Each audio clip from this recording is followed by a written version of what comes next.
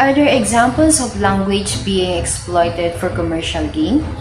Or how does the commodification of language impact cultural identity and expression?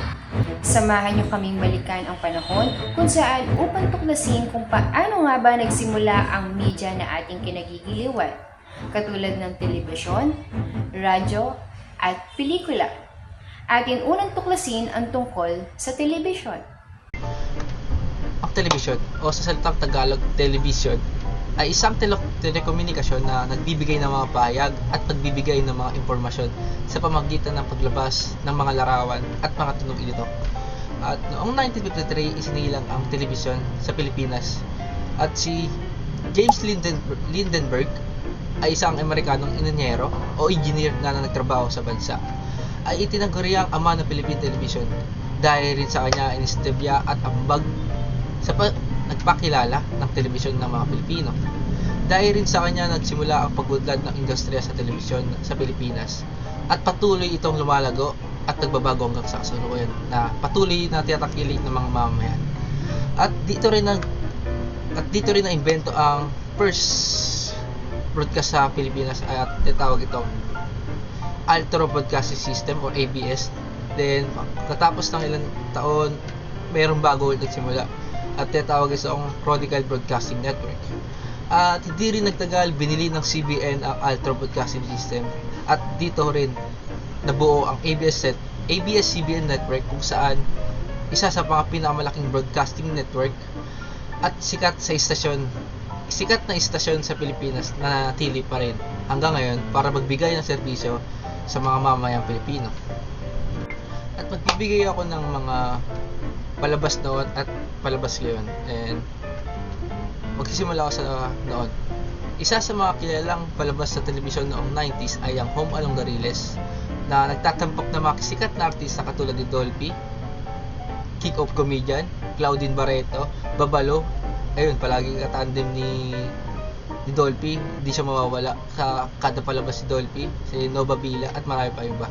Dahil rin dito nagtagumpay ang palabas na ito. Naging inspirasyon ito para sa pagbuo ng mga iba't ibang na programa at tiyatakilik pa rin ng mga tao ngayon. And dahil rin dito nagkakaroon sila ng ideya na gumawa ng panibagong sistema ng live action. At magpapakita ako ng maikling video sa baba sa after na ito. Dito, di man lang niya maligpit itong mga pinagkanan ninyo. Morning, Tita Ritzy. Morning. So, bayaw. Tita Ritzy. Tiyempo ah. Wow, sarsyado. Sarsyado ito. Parang pinagtira niyo ako ah. At ayun, sa kasalukuyan naman ay meron na palabas na tinatawag na Pepito Manaloto. Ang Pepito Manaloto ay isa sa mga sikat na TV show sa Pilipinas na sobrang tagal na din na meron pa rin hanggang ngayon.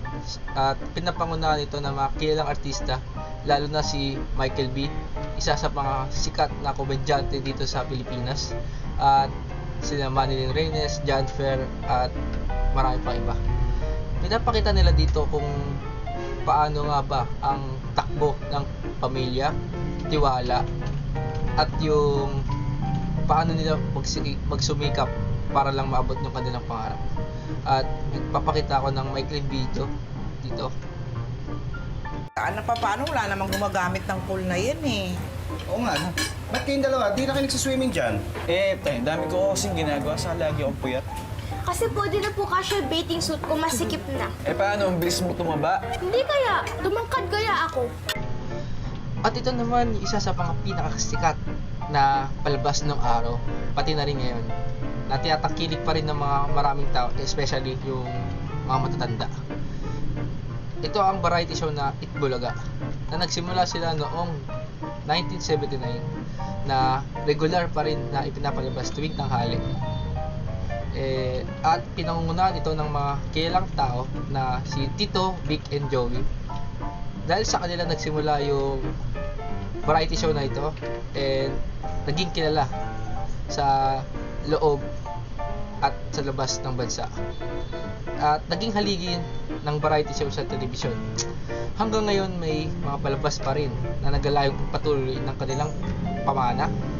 At tuloy-tuloy pa rin sila. Kanilang variety show na pinapalabas sa TV5 tuwing tanghali.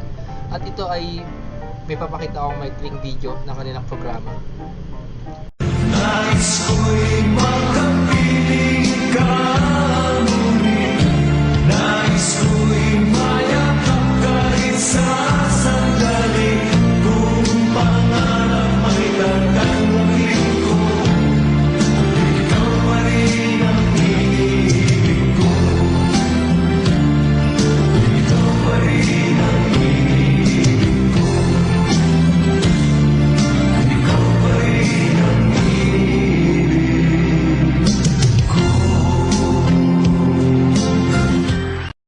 At ngayon, sa kasalukuyan, meron din bago na variety show na nagra-run na almost 14 years.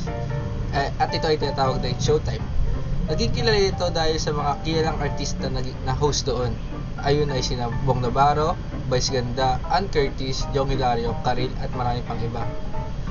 Nagbibigay sila ng mga saya tuwing tanghali at kanilang kulitan na tiyatangkilik ng mga Pilipino dahil sa galing nilang magdala ng mga live jokes at kanilang mga acting para ma-attract nila yung mga manonood. At ito yung maikling video ng kanilang programa. Please, sa school fair.